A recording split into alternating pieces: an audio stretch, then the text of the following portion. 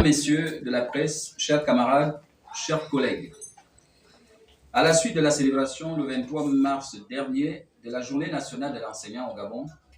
elle-même consécutive à la Journée mondiale de l'enseignant le 5 octobre dans le monde entier, et à l'heure où la vie de l'enseignant gabonais est dans une tourmente inqualifiable,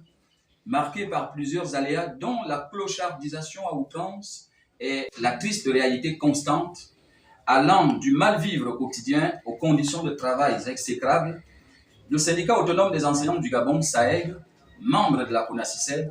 veut aujourd'hui, par ma voix, exprimer sans ambiguïté son point de vue sur cette circonstance particulière qui, au-delà de toute fanfaronnade fortuite autour, aurait dû célébrer l'enseignant dans toutes les facettes de sa vie. Mais hélas. Ainsi, notre propos, en termes d'éléments d'analyse sommaire, va-t-il s'articuler autour des questions préjudicielles, voire vitales, suivantes. 1.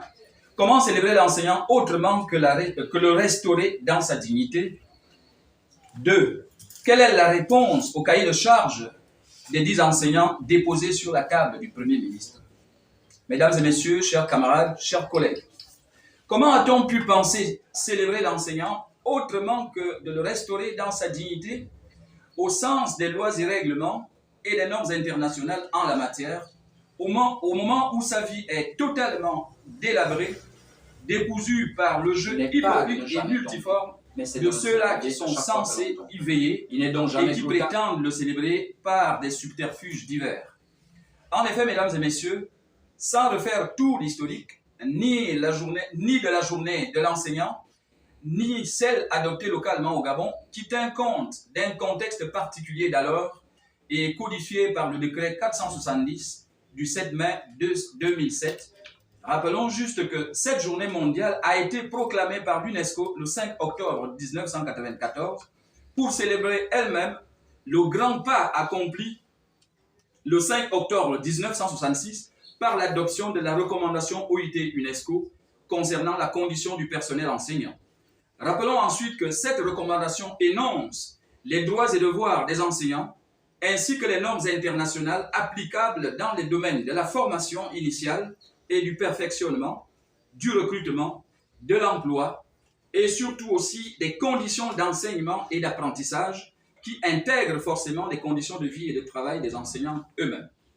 Alors, si les grands pas sur le plan de la condition enseignante enregistrés sous d'autres cieux se sont effectués tout naturellement par le jeu simple d'une gouvernance rationnelle, d'une volonté politique éclairée et prospective, remarquons plutôt qu'au Gabon, les petits pas obtenus ne l'ont été, malgré nous, que par des bagarres permanentes des enseignants, parfois au prix fort de leur intégrité physique, morale, voire spirituelle, au prix, pire, de leur vie. Le choix du 23 mars pour cette célébration au Gabon, qui intègre justement l'idée d'un sacrifice suprême, le démontre clairement. Mais jamais les petits pas acquis ne l'ont été d'une quelconque volonté spontanée des dirigeants de ce pays qui, curieusement, ont voulu prendre la main cette année pour la dite célébration. Ce qui aurait été évidemment une bonne chose dans d'autres circonstances. Seulement, les signes avant-coureurs ne laissaient rien présager de bon, car dénotant plutôt d'une logique de la charrure avant les bœufs, et même des combinaisons bizarres et contre nature, et pour cause. Mesdames et messieurs, chers collègues, l'enseignant gabonais est encore aujourd'hui en proie à des problèmes existentiels basiques au quotidien, problèmes totalement réglés ailleurs pour penser à autre chose. Sa carrière est complètement bloquée, et pas seulement depuis 2015. Pas de recrutement, pas d'intégration, pas de titularisation, ni d'avancement après stage significatif,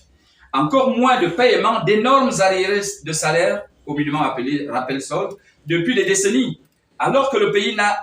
n'a été et n'est nullement en faillite, ni victime d'une calamité naturelle évidente, auquel cas tout le monde serait invité à l'effort.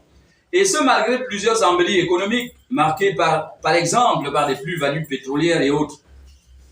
et bien d'autres. Alors, plutôt que de commencer par restaurer l'enseignant dans sa vie, on aurait préconisé célébrer à la gabonaise, c'est-à-dire applaudir quelqu'un qui se noie dans un océan de misère. Quelle ironie! Or, pour que ce dernier arrive à impulser la transformation de l'éducation qu'on attend de lui, comme le souligne le thème de la journée mondiale de cette année, il suffirait, comme sous d'autres cieux, d'enrayer au préalable les 10 problèmes existentiels en mettant l'enseignant dans les conditions optimales de vie et de travail pour atteindre ce noble objectif. Non, mesdames et messieurs du gouvernement, l'urgence du moment consiste à restaurer effectivement l'enseignant dans ses droits, dans sa dignité, et non de le flatter avec des appâts anachroniques et désuets. Célébrer pendant qu'il se noie, annoncer le paiement des vacations tambour battant, que sais-je encore. Ce n'est d'ailleurs qu'à cette condition-là que votre célébration de l'enseignant aurait pu être sincère. Il faut arrêter, s'il vous plaît, avec ce type d'hypocrisie inféconde qui sonne plutôt comme de viles provocations qui n'honorent personne, ni vous, ni l'enseignant. D'engagement, tant dans sa vie sociale, ses responsabilités familiales que professionnelles. Ce sont donc là, à notre sens, les préalables à régler avant de songer à le célébrer dignement et avant d'attendre de lui la transformation de l'éducation, thème de l'année repris de façon inadéquate dans le cadre de la célébration nationale. La restauration de l'enseignant est donc tout aussi un préalable, disons-le au passage, avant de penser à augmenter sa dépense salariale mensuelle au travers des initiatives non contextuelles et surtout mal ficelées, quoique en apparence séduisante, ce qui insidieusement est logique, comme cette nébuleuse mutuelle dont on vante faussement les avantages comme à pas, mais aucun enseignant n'est dupe, nous y reviendrons. Dussions-nous préciser que ces préalables ne sont en rien des vœux pieux, mais bel et bien des impondérables juridiques qui vous obligent, chers gouvernants, car vous avez l'obligation de vous conformer aux dispositions, entre autres, de l'article 78 de la loi 1/2005 portant statut général de la fonction publique qui stipule que, je cite, « l'agent public a droit, après service fait, à une juste rémunération ». Étant entendu que cette rémunération, en plus d'être un outil permanent permettant à l'enseignant d'évacuer le maximum de problèmes existentiels auxquels il est confronté, et qu'en le retenant, vous violez gravement ses droits, sa dignité, qui sont liés par ailleurs à sa fonction, au regard des textes juridiques en la matière qui précisent que, je cite, « la rémunération est définie comme étant un ensemble des émoluments auxquels peuvent prétendre les ayants droit en contrepartie du service fait. Elle assure au fonctionnaire ou à tout autre agent de l'État un niveau de vie en rapport avec sa situation sociale et la dignité de sa fonction. »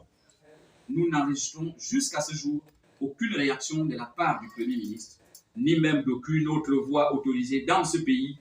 les voix qui pourtant s'élèvent souvent, nous traitant de tous les noms d'oiseaux sans coup férir, lorsque la CONACYCED, acculée par ce mépris, est obligée d'entrer en grève comme la loi le lui autorise. Du 23 janvier au 21 mars,